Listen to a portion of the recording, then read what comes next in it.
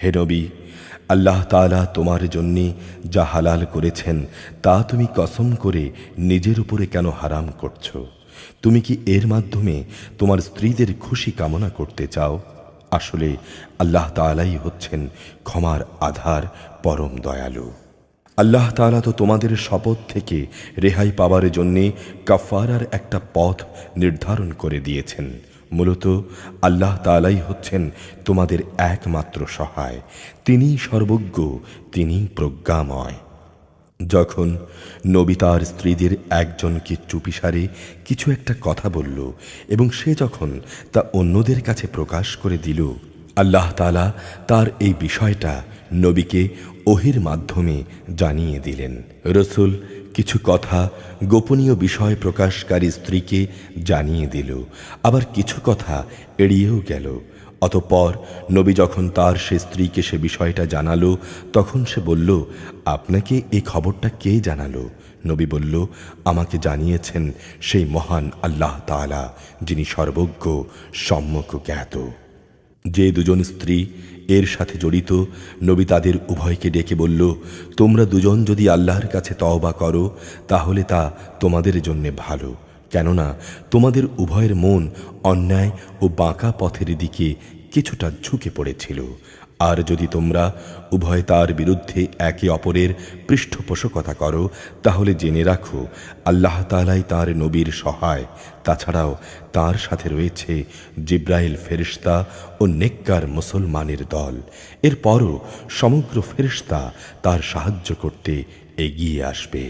আজ নবী যদি তোমাদের তালাক দিয়ে দেয় তাহলে তার মালিক তোমাদের বদলে এমন সব স্ত্রী তাকে দিতে পারেন যারা তোমাদের চাইতে হবে উত্তম, যারা হবে আত্মসমর্পণকারী, বিশ্বস্ত, ফরমাবরদার, অনুশোচনাকারী, অনুগত, রোজাদার।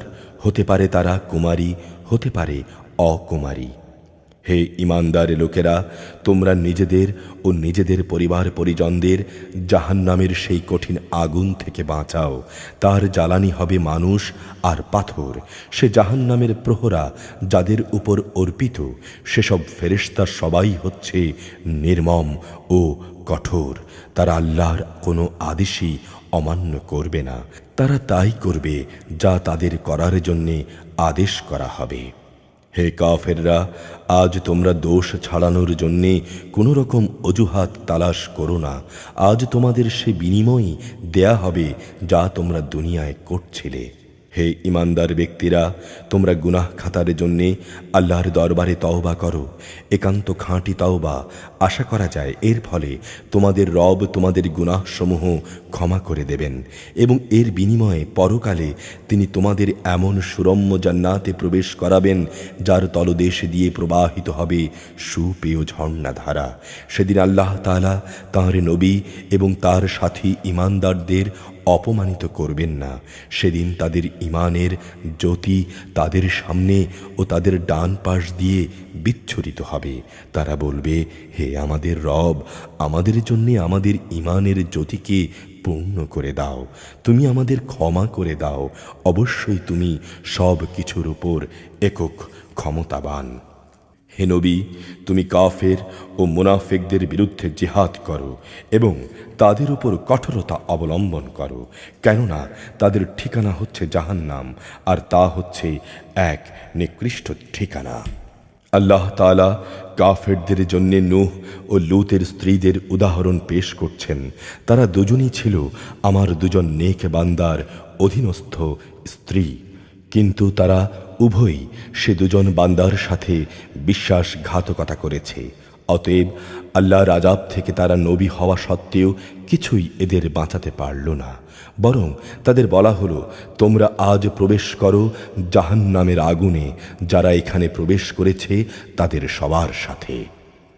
একইভাবে আল্লাহ তাআলা মুমিনদের জন্যে ফেরাউনের স্ত্রীকে অনুকরণযোগ্য এক উদাহরণ হিসেবে পেশ করেছেন। সে প্রার্থনা করেছিল, হে রব, জান্নাতে তোমার পাশে তুমি আমার জন্যে একখানা ঘর বানিয়ে দিও, আর দুনিয়ার এ ঘরে তুমি আমাকে ফেরাউন ও তার যাবতীয় কর্মকাণ্ড থেকে বাঁচিয়ে রেখো। তুমি আমাকে জালিম সম্প্রদায়ের যাবতীয় অনাচার থেকে উদ্ধার করো। আল্লাহ তাআলা মোমেনদের জন্য দৃষ্টান্ত পেশ করছেন। ইমরানের মেয়ে মারিয়ামের যে আজীবন তার সতীত্ব রক্ষা করেছে, অতঃপর আমি আমার সৃষ্ট রূহগুলো থেকে একটি রূহ তার মধ্যে ফুঁকে দিলাম।